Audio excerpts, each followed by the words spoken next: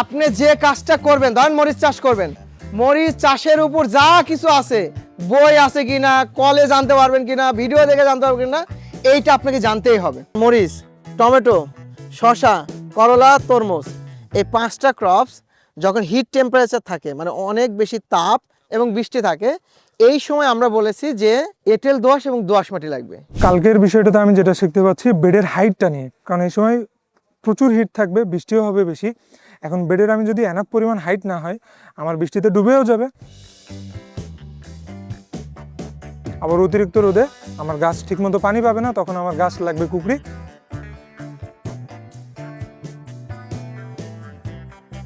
আজকে মোটামুটি প্রোগ্রামে অনেক কিছু শেখা হয়েছে, আগের ভুল ত্রুটিগুলা এখন মোটামুটি কভার হয়ে গেছে। আশা করি নেক্সট টাইমে হয়তো ভালো করতে পারবো, কি আশা করি ইনশাল্লাহ।